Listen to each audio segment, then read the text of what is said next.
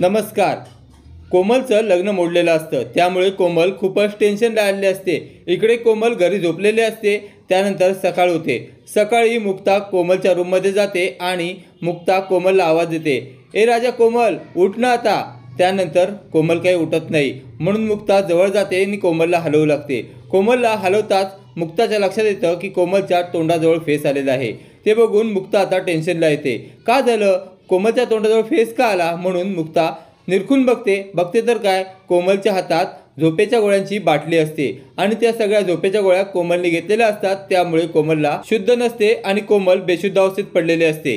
ते बघून मुक्ता खूपच घाबरते आणि जोरजोरात आवाज देऊ लागते, आई तुम्ही इकडे या, स्वातीताई तुम्ही इकडे या आणि लकी भाऊजी तुम्ही पण या.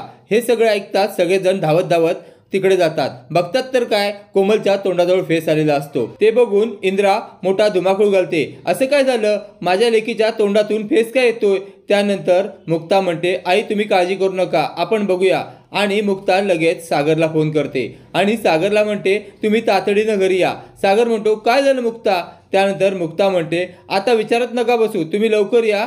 कोमलनी सगळ्याच झोपेच्या गोळ्या घेतलेल्या आहेत, त्यामुळे तिला शुद्ध नाही आहे, ती बेशुद्ध पडलेली आहे आणि तिच्या तोंडातून फेस येत आहे. त्यामुळे आम्ही सगळे घाबरलो आहोत, तुम्ही लवकर या.